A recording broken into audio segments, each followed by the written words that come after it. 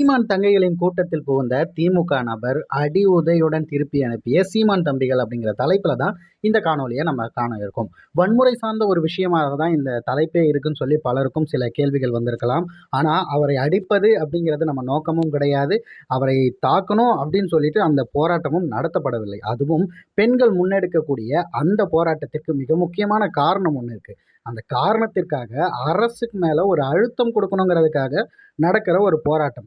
அந்த போராட்டத்துல சம்மந்தமே இல்லாம வந்து அசிங்க அசிங்கமா பேசுறது, என் கட்சிய பத்தி பேசுனா அவ்வளோதான், என் தலைவர பத்தி ஏதாவது பேசுனீங்கன்னா, நீங்க அவ்வளோதான் பேசக்கூடாது அப்படின்னு காவல்துறை முன்னாடியே வந்து தேவையில்லாம பேசினா, வேற என்னதாங்க பண்றது?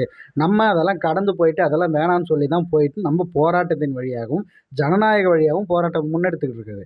அந்த இடத்துல வந்து இந்த மாரி வாய் தேவையில்லாம பேசும் நேரத்தில், ஒரு சில நேரத்தில் அசம்பாவிதங்கள் நடக்கத்தான் செய்யும்.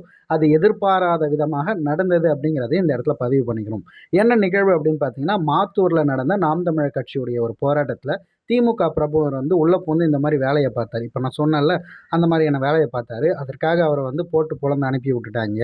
அவருடைய பேரு மேகநாதன். கிட்டத்தட்ட ஒரு 40 வயது மதிக்கத்தக்க அவர் வந்து, உள்ளூர் பிரச்சனைய கூட தீர்க்க முடியாத ஒரு கட்சிங்க இதெல்லாம் நாம் தமிழர் கட்சி அப்படின்னு சொல்லி பேசுறாரு. அத பத்தி இவர்களுக்கு என்ன கவலைன்னு தெரியல. நம்ம கேட்கக்கூடிய ஒரு மிக முக்கியமான கேள்வி ஒண்ணு இருக்கு.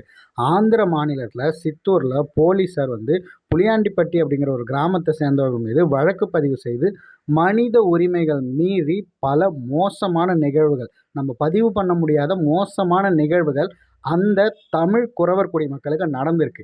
இத கூட பல செய்தி ஊடகங்கள்ல குறவர் குடின்னு சொல்ல மாட்டேங்கிறாங்க.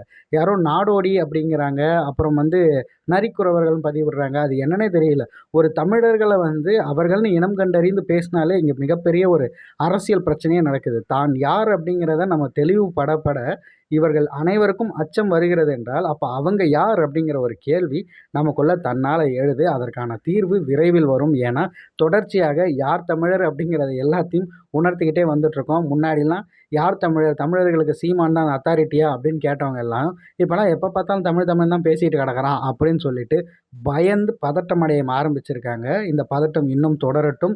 விரைவில் நாம் தமிழர் கட்சி ஆட்சி நிறுவும். அப்போ வந்து இந்த மாரி பேசுறதுக்கான விடயங்களே இருக்காது. ஏன்னு கேட்டா, நாடு இதுவரைக்கும் எப்படி இருந்துச்சு அப்படிங்கிறத கடந்து தமிழ்நாடு இப்படி இருக்குமா அப்படின்னு எதிரிகளும் வந்து வியக்கிற அளவுக்கு தான் ஒரு ஆட்சிய குடுப்போம் அப்படிங்கிறதுல எந்தவித மாற்று கருத்தும் இல்ல.